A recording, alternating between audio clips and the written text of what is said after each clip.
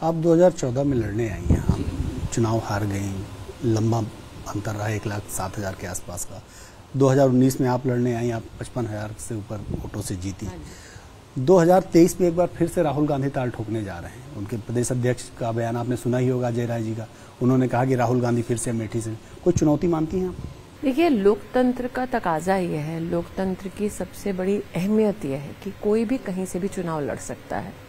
Bharatiya Janata party में मेरा जो संगठन में आगमन हुआ पहली बार, मैं 27 साल की थी जब साल 2003 में वेंकैया नायडू जी राष्ट्रीय अध्यक्ष थे।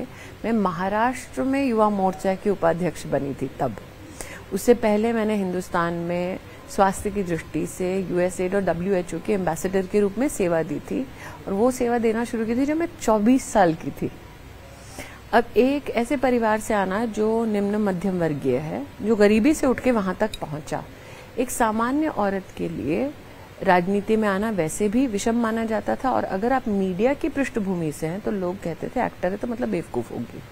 तो एक, आपकी उम्र कम है, आप 27 साल के हैं।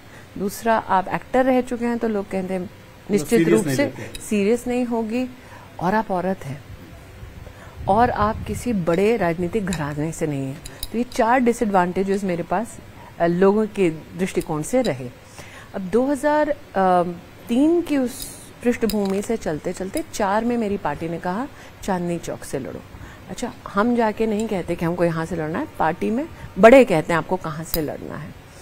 वहां भी जब मैं लड़ने गई थी नीरज जी, उससे पहले मैं महाराष्ट्र के विदर्भ क्षेत्र में, नितिन गडकरी जी जब प्रदेश अध्यक्ष थे तो मैं पहली बार महाराष्ट्र की मंत्री बनी 2004 में। तो तब विदर्भ में, महाराष्ट्र में काम करने के बाद अचानक कहा जाता है चांदनी चौक से लड़ो, वहां भागे। 2009 का चुनाव में नहीं लड़ी क्योंकि मैं कार्यकर्ता की भांति काम कर रही थी। राजनाथ सिंह जी ने मुझे राष्ट्रीय मंत्री बनाया था।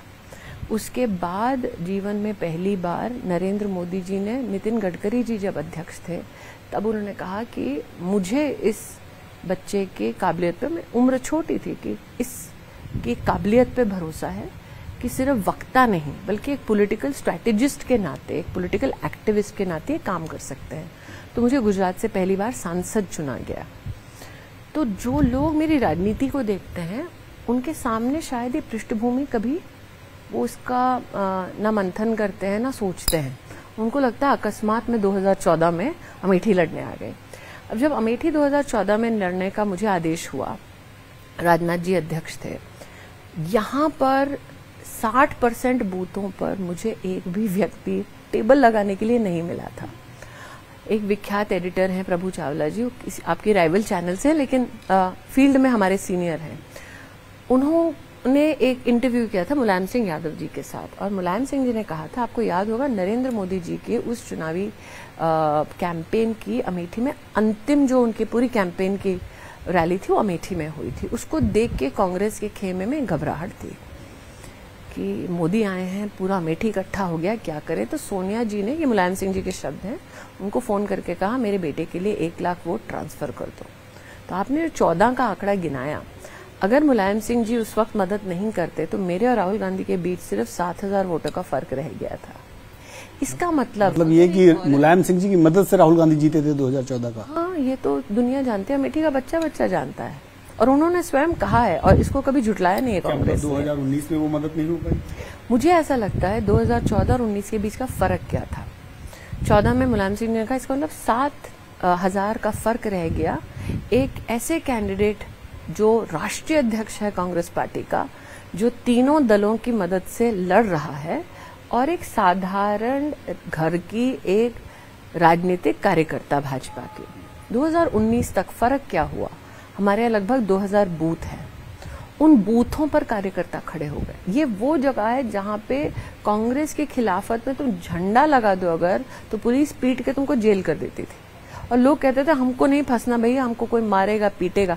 14 में अगर आप चाहें तो मेरा ट्वीट एक है, उसको आप अगर निकालें कभी रिसर्च की दृष्टि से, उसमें रात को 12 बजे मैंने लिखा है कि जगदीशपुर के गांव में मेरे कार्यकर्ताओं को नशे की हालत में पूरे गांव को पुलिस ने मोदी की रैली के बाद घेर लिया है।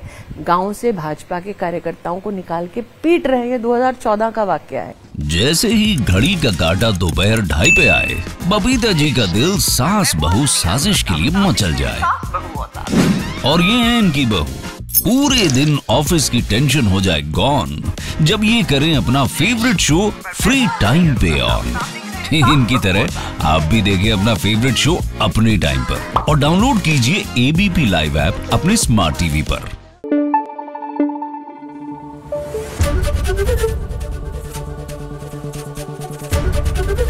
एबीपी न्यूज आपको रखे आगे।